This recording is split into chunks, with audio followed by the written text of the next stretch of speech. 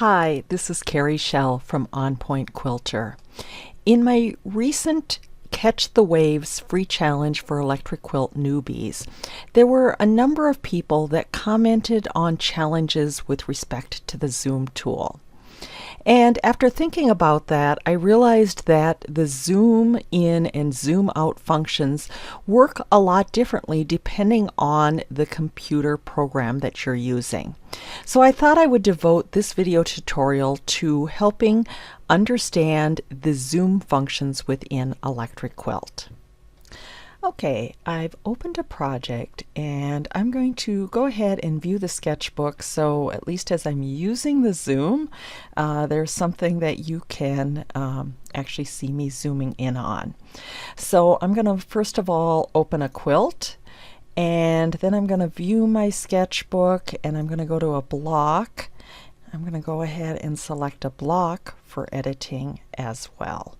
So the first thing is there are actually 4 separate zoom functions, and they're across the top in the project toolbar.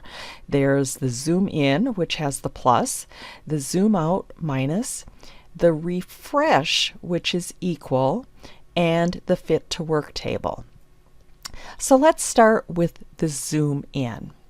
Now, when you click that, nothing happens, right? You don't see any zooming going on, and sometimes people will think, well, that means it's broken.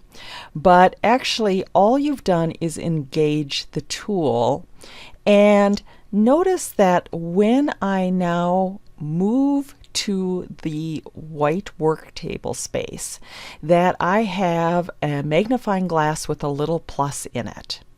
And that actually means that the zoom in is engaged. Now what I need to do is actually click and hold, and I'm going to keep holding with my mouse, and it's a left click, and I'm just going to drag my mouse to the lower right corner of the area I wish to zoom in on. So when I reach that area, you can see that I've got a dotted box around the area, and I'm now going to release my mouse click, and it's going to zoom in on that area. Now if I wanted to zoom in even more, I can again click on the zoom in and drag another box over a different area within that workspace. And so that's my second zoom in. Now the zoom out basically returns your zoom to the previous zoom. So if I click that once, notice that I'm back to my first zoom in. If I click it a second time, I'm back to my full screen. So if you've done just one zoom in, the zoom out will get you back to the full screen. Now, the other thing that I wanted you to note about that zoom in, though, if you try, let's say you want to pick up that upper left corner and you go and you hover on those rulers, unfortunately, it will not let you start your zoom there. Your zoom has to start in the white space. So even though I'm clicking, I'm almost a little bit down from that upper left corner that I want. If that is concerning to you, you can always start in the at the bottom right corner and zoom to the upper left, and that will ensure that you get that full zoom in.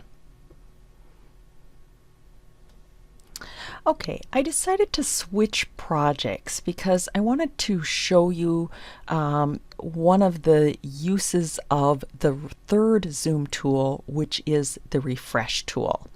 And so I have actually opened a custom set project. This happens to be from my Octagon class, and there is basically a center block, and then there's a series of borders that I have set around that block. So I'm going to use my adjust tool and I'm going to select one of the borders. And I'm going to first just copy and paste that. And I can use my copy and paste up above here. And then I am going to use the rotate block on the right. Now, can you see that when I did that, it rotated the block? By the way, I don't like the size because it didn't actually rotate the block. It actually it just rotated the contents of the block and kept it in the same size block. But the new block is on top of the old block, and it sort of looks like I've got two blocks. And really what I've got is I have a shadow going on. And this is where refresh helps, because if I use the refresh tool, now I can just see the new block that I've drafted.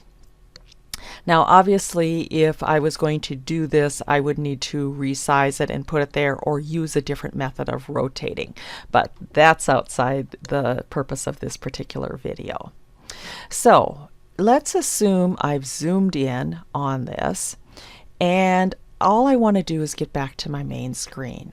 Again, I can use the zoom out. That will take me back to wherever my previous zoom was, but I can also use the fit to work table, and that always brings you out to the full screen. Thanks so much for watching. For additional tips and techniques, please subscribe to my weekly newsletter at www.onpointquilter.com.